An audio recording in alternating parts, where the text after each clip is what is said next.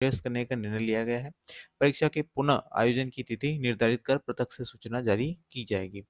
तो यहाँ पर ये जो राजस्थान कर्मचारी चयन बोर्ड है, इन्होंने शीघ्र लिपिक और निजी सहायक ग्रेड सेकंड की जो परीक्षा थी, जो फेज 2 था, मीन्स आपका जो टंकन परीक्षा थी, आशुलिपि परीक्षण था, वो आपका कैंसलेशन कर दिया गया है।